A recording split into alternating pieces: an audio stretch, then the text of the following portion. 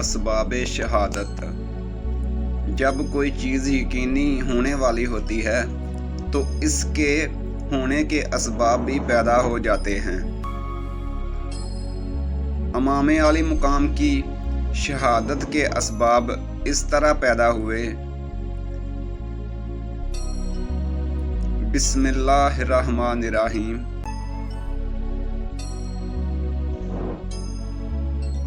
अस्सलामु अलैकुम प्यारे नाजरीन। हज़रत अमीर मुआविया रज़ी अल्लाह ताला अन्हा का इंतकाल हुआ और यजीद जिसके लिए वो अपनी ज़िंदगी ही में बैत ले चुके थे, इनका जानशीन हुआ। तख्ते हुकूमत पर बैठने के बाद इसके लिए सबसे अहम मसला हज़रत इमाम हुसैन, हज़रत अब्दुल्ला बिन ज़ुबैर और अब्दुल्ला बिन उमर रज़ी अल्लाह ताला अन्हा की बैत का था, क्योंकि इन्होंने यजीद की वली अहदी को तस्लीम नहीं किया था और इन हजरात से यजीद को ये भी ख़तरा था कि कहीं इनमें से कोई खिलाफत का दावा ना कर दे और ऐसा ना हो कि सारा हजाज मेरे ख़िलाफ़ उठ खड़ा हो। और हज़रत इमाम हुसैन के दावा खिलाफत की सूरत में इराक़ में बगावत का सख्त अंदेशा था। इन वजूहात की बिना पर यजीद के पेश नज़र सबसे बड़ा मसला अपनी हुकूमत की बका और तहफ़्फ़ुज़ था। इसलिए इसने इन हजरात से बैत लेना ज़रूरी समझा। इसने वलीद बिन अकबा गवर्नर मदीना को अमीर मुआविया की वफ़ात की खबर दी और साथ ही इन हजरात से बैत लेने के लिए सख्त तकीदी हुक्म भेजा। बस हज़रत हुसैन, अब्दुल्ला बिन ज़ुबैर और इब्ने अल ज़ुबैर को बैत के लिए इस तरह पकड़ो कि जब तक बैत ना कर लें इनको ना छोड़ो। अभी तक अहले मदीना को अमीर मुआविया की वफ़ात की खबर ना थी। वलीद यजीद की इस हुक्म से बहुत घबराया, क्योंकि इसके लिए इसकी तामील बहुत मुश्किल थी और वो इसके अंजाम को भी अच्छी तरह समझता था। इसने अपने नायब मरवान बिन हुक्म को बुलाया और इससे इस मामले में मशवरा तलब किया। मरवान संगदिल और सख्त मिजाज था। इसने कहा, मेरी राय ये है कि इन तीनों को इसी वक्त बुलाएं और बैत का हुक्म दें।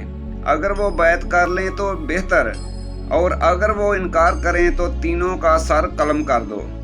अगर तुमने ऐसा ना किया तो जब इनको वफ़ात मुआविया की खबर मिलेगी, ये तीनों एक एक मुकाम पर जाकर मदई खिलाफत बनकर खड़े हो जाएंगे। फिर इन पर काबू पाना सख्त मुश्किल हो जाएगा।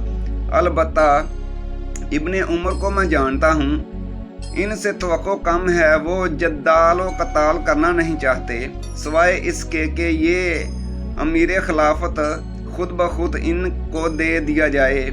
इस मशवरे के बाद वलीद ने इन तीनों हजरात को बुलावा भेजा और इस वक्त इमाम हुसैन और अब्दुल्ला बिन ज़ुबैर दोनों मस्जिद नबवी में थे और वो वक्त भी ऐसा था कि इसमें वलीद किसी से मिलता नहीं था।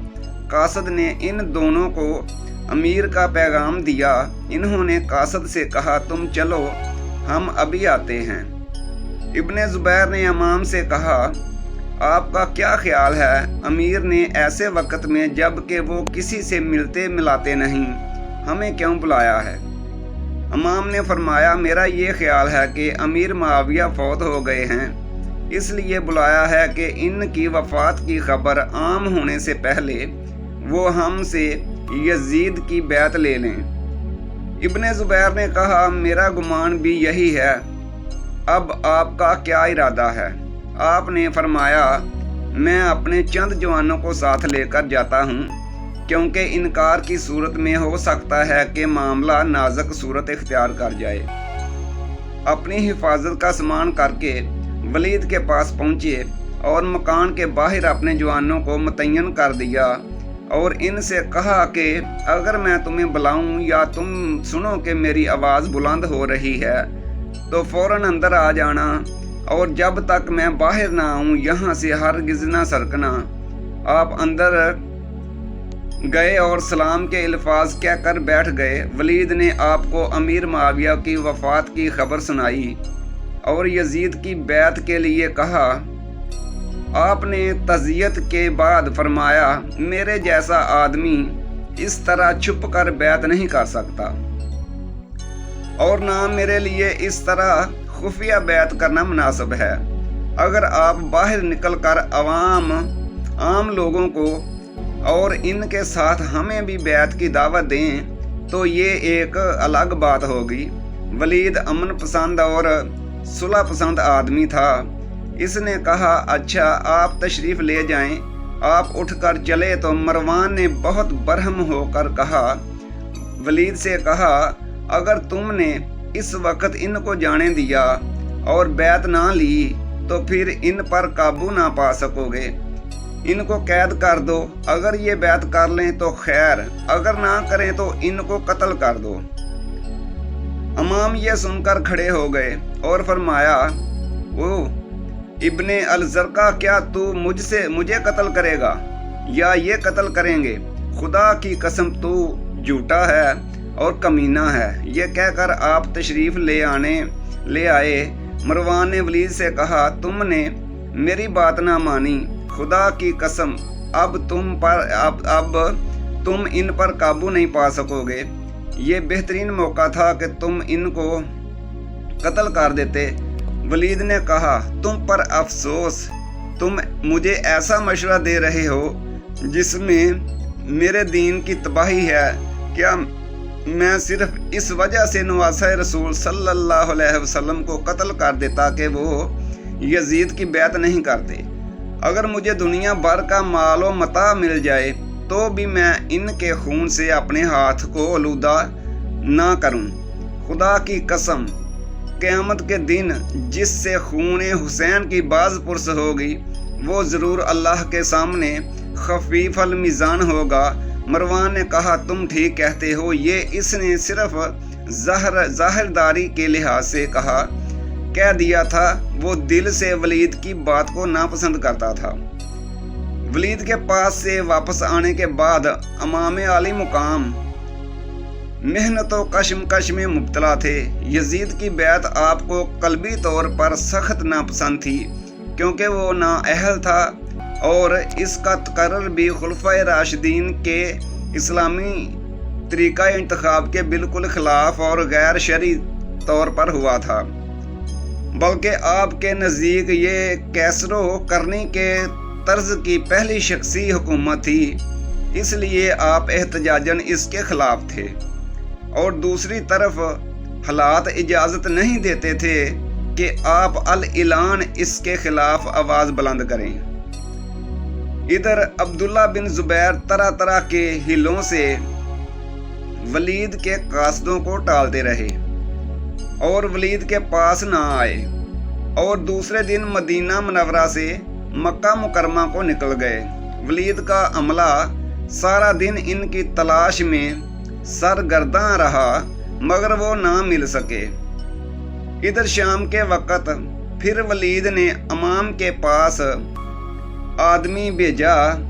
आपने फरमाया, इस वक़्त तो मैं नहीं आ सकता और सुबह होने दो, फिर देखेंगे क्या होता है। वलीद ने ये बात मान ली और आपने इसी रात अपने अहलो अयाल और अजीज़ो अकारब को साथ लेकर मदीना मुनव्वरा से मक्का मुकरमा की तरफ हिजरत का इरादा कर लिया। घर वालों को फरमाया कि तुम तैयारी करो और आप खुद मस्जिद नबवी शरीफ में रोज़ा रसूल सल्लल्लाहु अलैहि वसल्लम पर हाज़िर हुए। नवाफिल अदा करके यूं ही चेहरा रसूल के सामने पहुंचकर 10 बस्ता सलाम के अल्फाज अदा किए। बेसाख्ता आँखों से अश्क रवां हो गए। जवारे रसूल से दूरी और शहर रसूल से जुदाई के गम अंगेज ख्याल ने आप पर रिक्कत तारी कर दी। यही वो शहर था जिसमें आपने उम्र अजीज़ का अब तक बेशतर हिस्सा गुजारा था। बचपन से आप इसी शहर की पुरनूर फिजाओं और मुअत्तर हवाओं में रोज़ो शब का सिलसिला रहा था। ये शहर आपके नाना जान का शहर था।